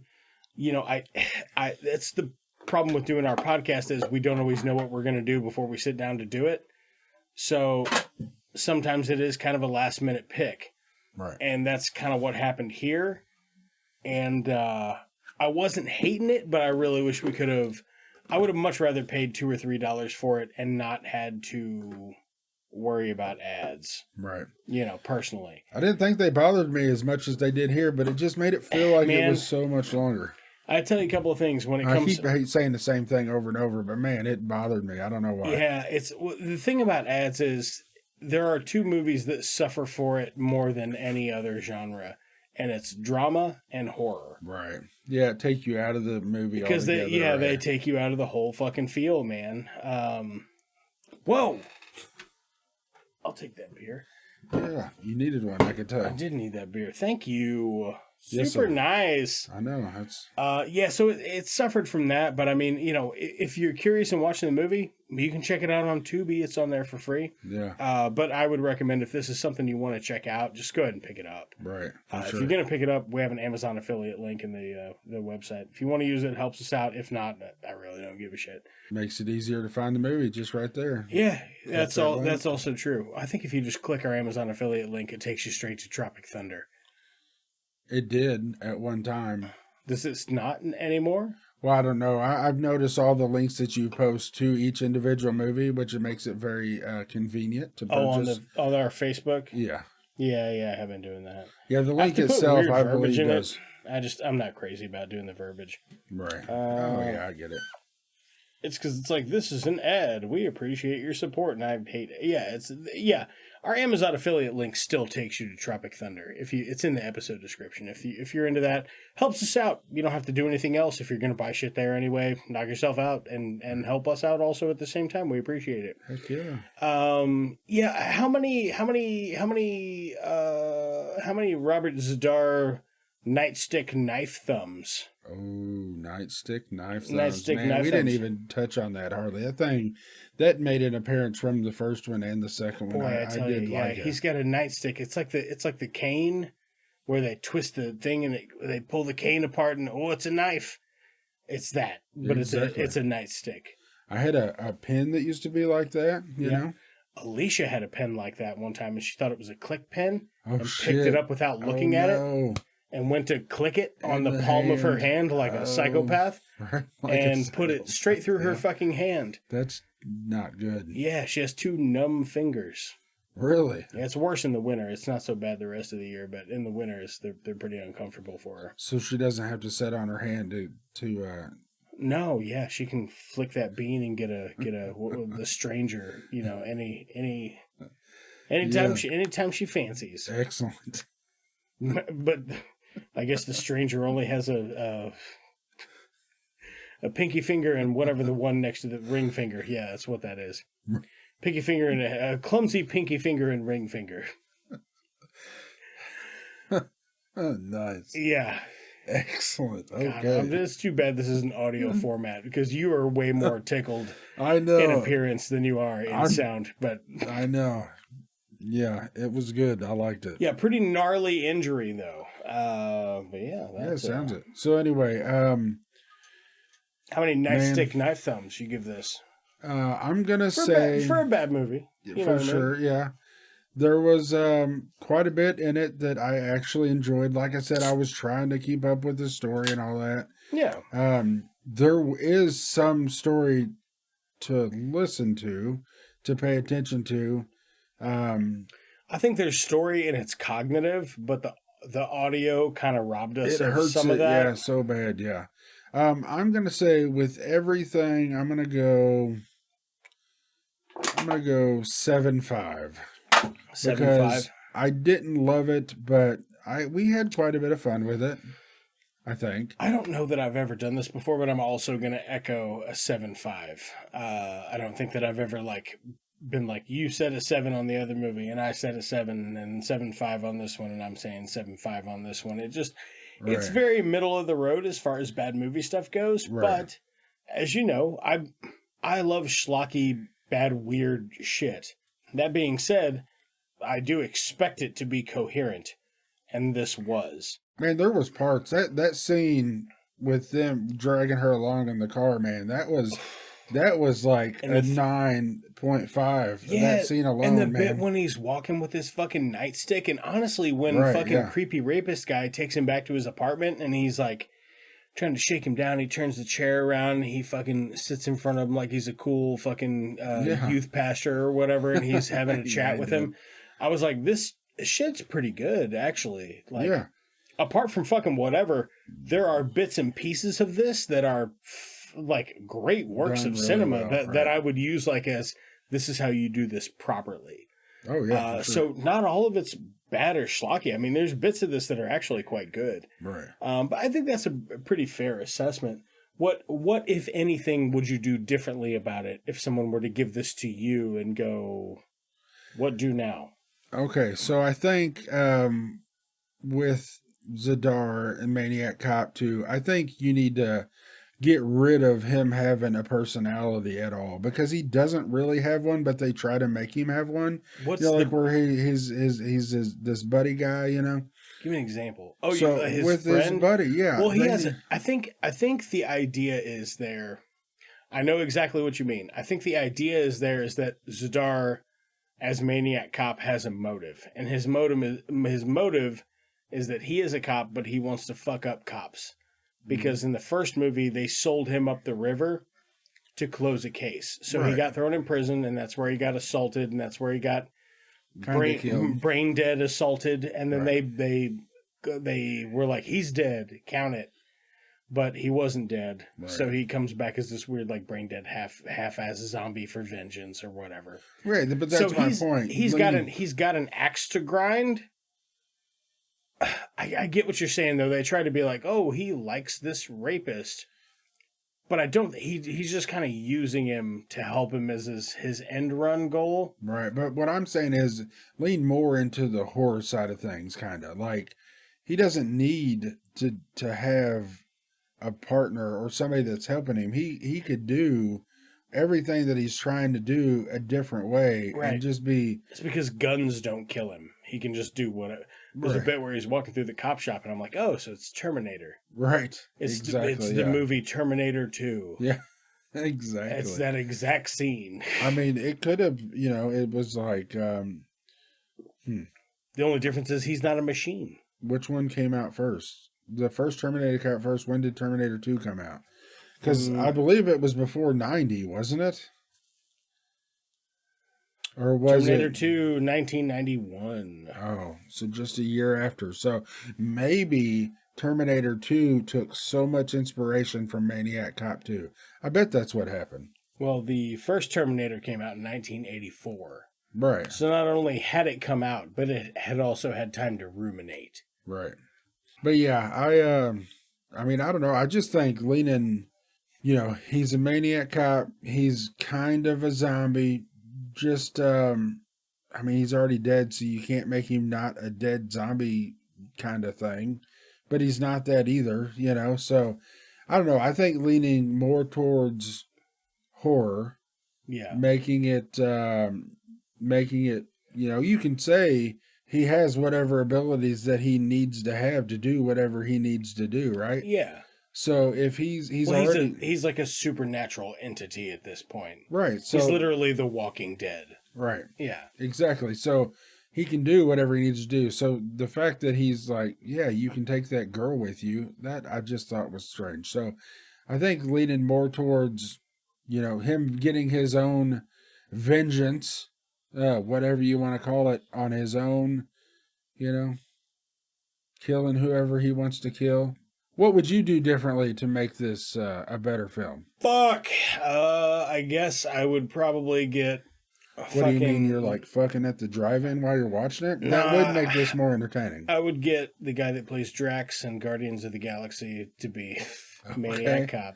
Okay. I would just get him to be way more buff. It's weird that they're like, oh, he was a super abnormally large dude. I think that's weird. I would just have him be a regular sized man.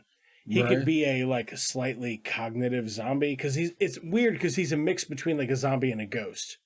Like Right. he has a vengeance thing that he's working on, but also he's like the undead. Right. So Why would he care about that? You know, I don't fucking know. I just But think pick a lane. That's part of his story is he has an axe to grind with the new NYPD is his deal.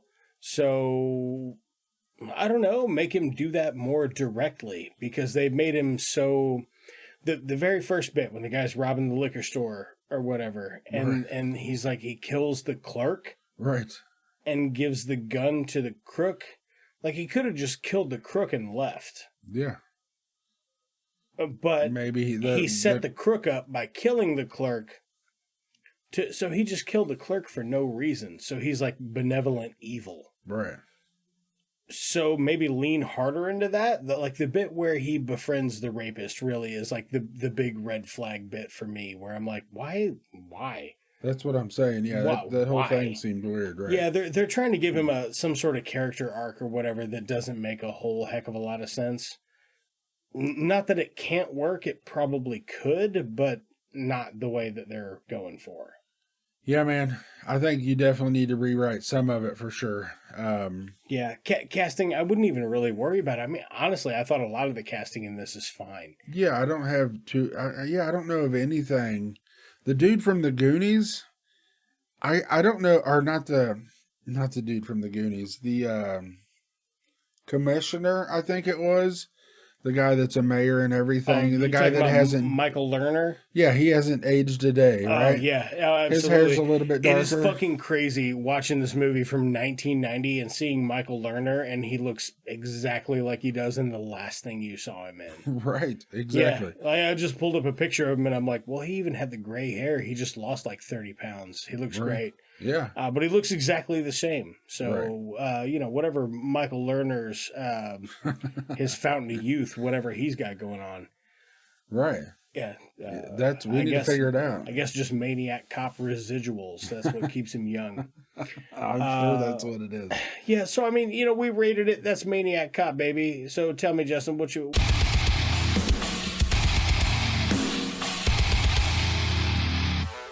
Hey, what you watching? All right. Well, I've been watching some stuff, and one of the first things that I want to tell you about is something that somebody referred on this show. I think it's your buddy. You watched a thing that someone referred on this show? Believe it or not, I did. God, I love it when that happens. Did you like it? I loved it. What was it? Better Call Saul. Man, I have watched in the last 3 weeks the first 5 seasons of that. Was it Birdman? No. Was it Jackson? It was Jackson. I'm almost positive. I could be wrong there. Getting into that Better Call Saul, huh? Dude, there's a 6th season, but I can't find it yet. I don't know what it's on. It's like, it's on this, it's on but you have to have, AMC. So you got to have AMC subscription. I'm like, we got so many subscriptions. But then I'm like, I would pay for a month of it to finish Better Call Saul. Right. Man, it was so good. And I have not watched it. I watched Breaking Bad. I know you haven't watched that. Right. Man, Better Call Saul is so good. They're talking now, like with Better Call Saul being over now, the whole thing's over now. Right. That whole world is over now, Yeah. So Breaking Bad was so good. And they're like, oh, it's, one of the greatest shows ever. And then you have Better Call Saul, which is, they're saying potentially better than that. Yeah. Man, it's really good. Bob Odenkirk does so good in that. I love Bob Odenkirk. I'm a huge fan. Huge fan for a long time. Like since I was a teenager, I was a big fan of Bob Odenkirk. I think my problem was with Breaking Bad. I was like, I watched the first season, I was into it. The second season started kind of slow, so I dropped off of it. And I thought to myself, I'll watch this when I don't have anything else to watch. Mm-hmm. And since that time... Oh, you've always had something to watch. You've always had something to watch because we're in the fucking golden age of entertainment where most shit is pretty fucking good. I mean, Don't get me wrong, there's still some fucking garbage out there. Oh, yeah. Like, there's stuff you shouldn't waste your time on unless you're just into that. And if you are and it makes you happy, fucking go nuts, man. Who cares? If fucking Green Arrow is the best show you've ever seen in your life, that's awesome. Yeah. Yeah, rewatch the shit out of it. I haven't seen it. I don't know if it's good or not. It was a thing on the WB, so I assume it's not good. Right. It doesn't matter though if you like something like it. It doesn't appeal to me directly, so I'm not going to go out of my way and check it out. By the way, is Green Arrow good? Write me at it's just two movies at gmail.com, at it's just two movies on Twitter or Instagram. This is not a thing I say out of fun. I genuinely would like you to respond to me and go, hey, actually, Danny Green Arrow is pretty badass. Or you're right, it's not worth your time. Don't worry about it. I love it when you guys. I love it when you guys send me messages and shit. It makes my day for real. Right. If you don't like Green Arrow, send him a message at it's just two movies at gmail.com. You'll get a lot more messages from that one. God, do you know our email address? That's stalker. I know. That's horny as fuck. All right, so yeah, it's me. What else? 50% of your emails. I see you only liked my post once. It's because you were busy making 4 accounts. I get it. That's right. There's nobody. I don't know if anybody watches this show. It's just all fake accounts created by me. That's really impressive. Yeah, that's impressive. It's weird you can hold down a full-time job. Yeah, that's what I do. I don't really do jobs. I just sit in my vehicle on my phone. Fake account number 27. Boom, baby. Man, I'll tell you what. Give us a thumbs up, by the way, if you could, on if you're listening on YouTube, or give us a rating on whatever podcast platform you're on. I'm trying to give it a little push. So if you haven't, and you're waiting for me to go, I'm waiting for Danny to specifically call me out. I'm talking to you. Yeah, that person. Yeah. Go ahead. Give us a rating. I really appreciate it. It would help other people that would also like this find it. Yeah, someone might like this. So yeah, somebody might. That helps find it. I fucking hope so. That's why we're doing it. But, what do you got? Anything else on your list there? Yeah, dude. It's been a minute since I've been in here. We're going to spend the next 4 hours on what I've been watching. Fuck, let me get a couple things in real quick. Yeah. Okay, what I've been playing. Yeah. I bet I know some of it. This week has been fucking crazy. So, I have been playing pretty much 2 things for the last 2 weeks. I've been playing Turbo Golf Racing on Xbox. It's fun. Really enjoying that. Super fucking fun. It looks like Rocket League. If you're going to download it or check it out, it is way more like Mario Kart. Right. Yeah. Yeah, way more like Mario Kart than Rocket League. And that was my learning curve, was figuring out that it's more Mario Kart than Rocket League. Right. Once I got that part figured out, I started getting better at it. You got to stop flipping. Yeah, I got better at it. As soon as I stopped flipping as much, yeah. You can't side roll, dude. That shit's out of the question. No, yeah. I tried that the first couple 5-10 matches, man. But yeah, that's fun. That's something I've been playing a lot, if you could, though, it would be a game changer. Oh, yeah, for sure. People that weren't good at Rocket League would not like it, for sure. Right. So I've been playing some TGR. I also have been playing... Man, I've been playing a lot of Pokemon Unite. Yeah. They just closed out their anniversary special. I think it stopped at the end of August, which by the time this comes out, that will have been over. Right. A lot of really great, just for logging in and playing the shit that they give you for that. Got some really fucking cool stuff. Some new characters I'm looking forward to playing. I've actually changed a couple of things up about some of my strategies. Okay. Really just been having an absolute blast playing that. I am almost in one of the top ranked classes or ranks or whatever that you can get up to. Okay. Really just been having a blast with that, man. It's such a fun game, and I can play it on mobile. Last weekend, I spent a lot of time in the car traveling and not driving and waiting in the car. But Alicia and the kid are going to go in a clothing store for 20 minutes and pick up some pants or whatever, go back to school type of shit. So I'm all right, I'll just sit in the car and listen to a podcast and fucking play Pokemon Unite. Love it. Super fun game. Really loving that. I got that on my phone. I've played a little bit, but I haven't really got into it. Oh, yeah? Well, after we're done here, if you got time to kill, I can fucking fire one up and show you a couple of things. You'd be like, all right, okay, yeah, I get it. Right, yeah, sure. That, and then as far as what I've been watching this week, I've had to make some pretty drastic changes to my sleep schedule, which has been pretty detrimental to me consuming media. Staying up late. It's been a really fucking crazy week. So I have been trying to watch all week long Crimes of the Future by David Cronenberg. And I'm thinking we might cover it on the podcast. Okay. The problem with that is I have to get the right guest, because me watching that movie, the fact that I liked it being what kind of movie it is means it's only for a certain crowd. Like, I honestly don't know if you would like it. I'm not familiar with it at all, so I know you were telling me briefly about it, but... Well, I know you're familiar with some of the works of David Cronenberg, like The Fly. Oh, yeah, of course. Of course, yeah. So David Cronenberg, he loves body horror. He loves Right. to make you go, ugh! Right. Like, he loves to make you generally uncomfortable Grossed in out a your little bit, own right. skin. Yeah. And that is what this movie does. It accomplishes it tenfold. Okay. Plus, it also has it fucking coupled up with an amazing fucking cast, great fucking writing, but you have to get over the hump. Right. The part that's like super just fucking gross and uncomfortable and weird and like, why am I watching this? Why this seems wrong. I shouldn't be. This isn't a thing I should see. But I like that shit because that's just art.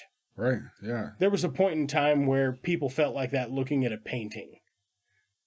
Right. You know what I'm saying? And now Oh, it's just a moving art form now. Yeah, Like people would definitely. see like H.R. Giger's work and it would make them physically uncomfortable in their own skin.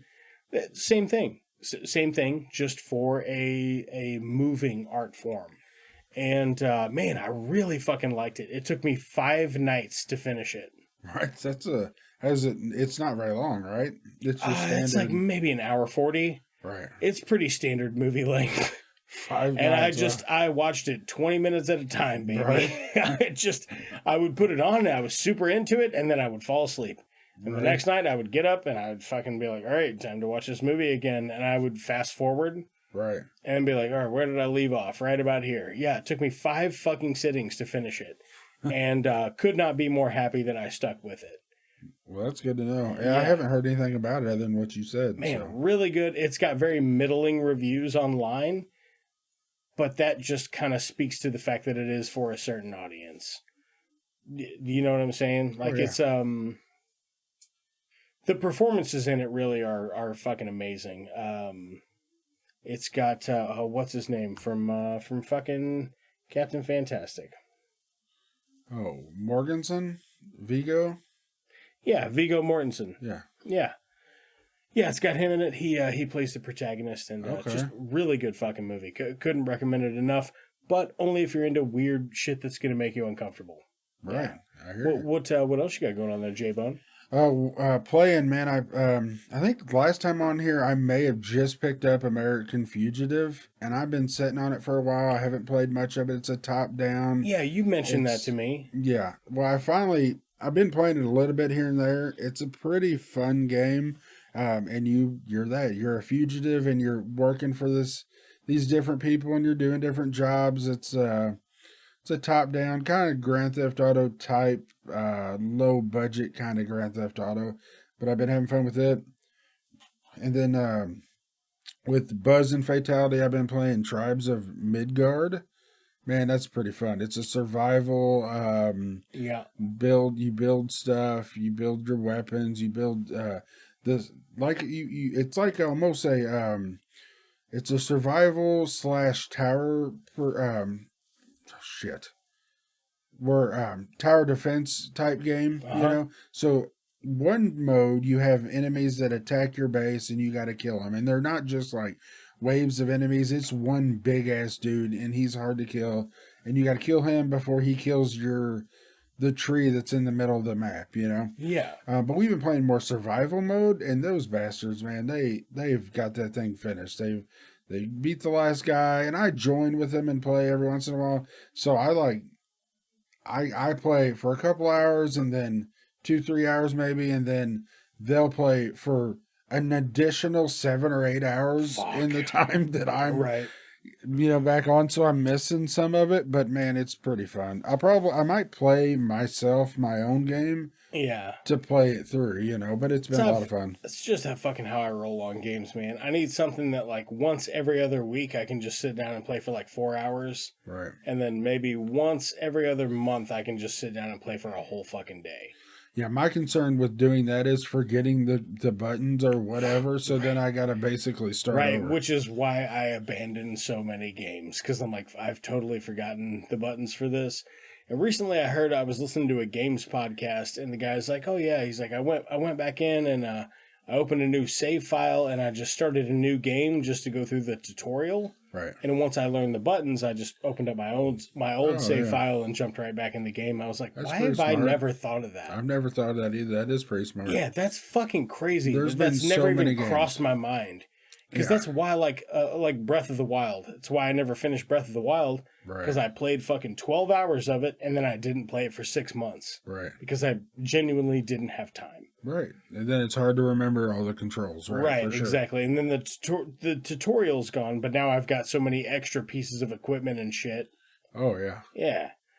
But, that's what I've got going on. You got anything else you want to... Yeah, a couple things I've been watching, man. On Peacock, Resident Alien, man, that show is so funny. Alan Tudyk, yeah. Man, it's definitely worth a watch. I know they're doing season 2 now. Your recommendation put it at the top of my list of fucking shows to watch. Yeah, so man. literally the next time I'm like, I have room for a TV show. It's hilarious It's because going in. You know, I don't want to spoil much, but he's learning, you see him learning how to be a human. Classically trained actor Alan Tudyk learning how to be a human. Yeah, exactly. Dude, it really is good.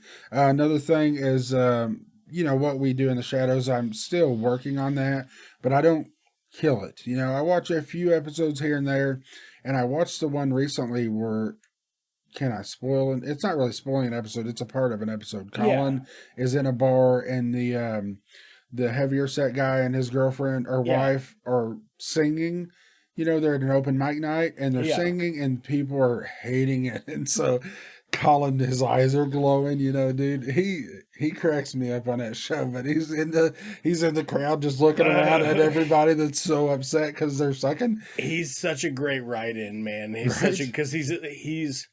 If you're not familiar with what we do in the shadows, one of the characters, they're all vampires. One of the characters, though, he's an energy vampire.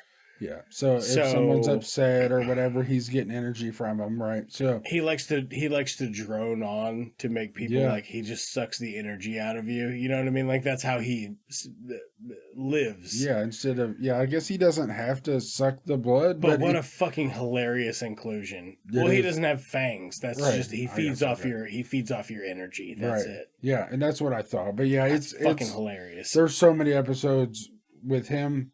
Something like that, man. It's hilarious. It's subtle. You see his eyes glowing in the bar. It's great. There's a great bit with him coming up from where you're at, and I don't want to spoil it, but I'm very excited for you to get there. You're not talking about the one where he nope. Where he's the boss, right? No, I'm not. That one's great too. No, that one's good too. But like with him His being head just gets with him huge. being him and Laszlo probably being my two favorite characters. There is a character development part with Colin Robinson that you haven't made it to yet, and I'm very excited for you to get there because you'll be like, "What the fuck?" Right. Like it'll blow your mind. It's good stuff. It's good writing. I think on season 5 now they're putting out new episodes of that. So Yeah, I'm trying to wait until it's done so I can Right. binge it because Right.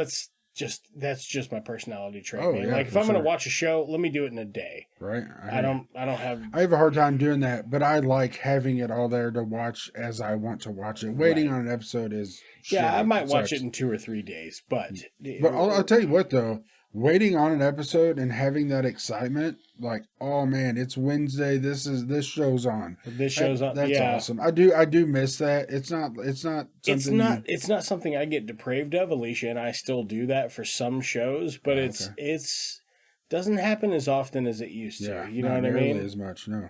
We get so accustomed to just fucking binging a thing and moving on to the next thing Right. that I deliberately wait for shit to be over to check it out sometimes. There's one more thing on Peacock. I've been watching a lot of Peacock lately, and I know I've talked about serial killer things before. The John Wayne Gacy.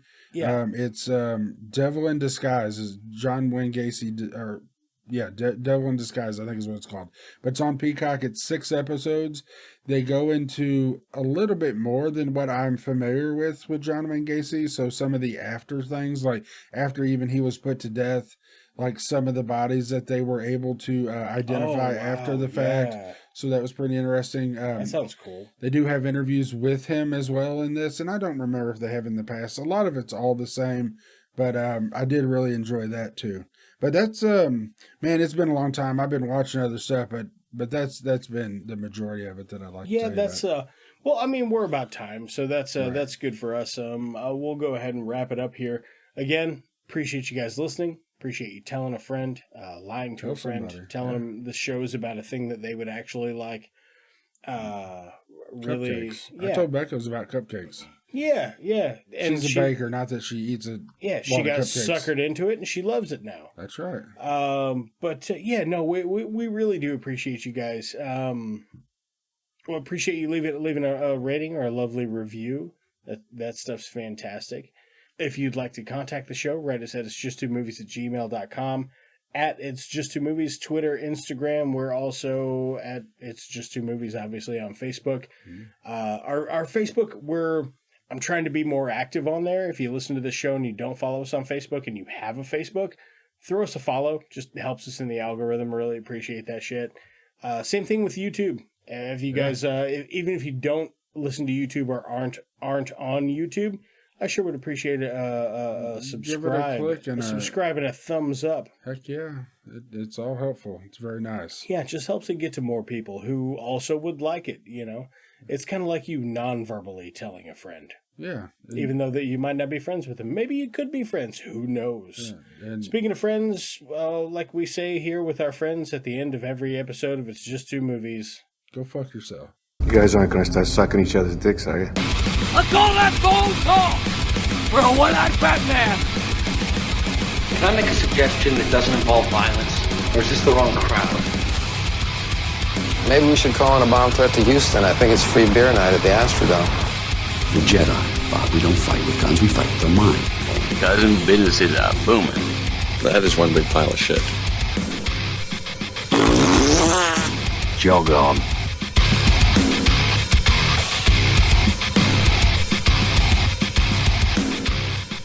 It's Just Two Movies is a production of Blue Cheese and Bacon Studios and can be found wherever you get your podcasts. I just wanted to throw out a couple of special thanks for the folks that make this show possible. Big thanks to Brad Sexton for our jams, Lamplighter Production for our artwork, Godsized Growing for some musical guest appearances, and Dave, who's our YouTube editor. We probably wouldn't even be on that platform were it not for him. If you want to check out anything any of these amazing people are working on, all of their links are in the description for this episode. If you want to contact the show, you can hit us up on Twitter or Instagram at It's Just Two Movies. We've got a Facebook page now, so that's on there. You can always leave us a comment on YouTube, or you can email us at itsjust2movies@gmail.com. Okay, yeah, and if you like the show, like, subscribe, leave us a review. That stuff helps tremendously. Sometimes, man, that's that blood alcohol level. This says, birds do it, bees do it, even educated fleas do it. Let's do it. Go hurtling straight into a sliding glass door and die. That's pretty good. That is pretty good.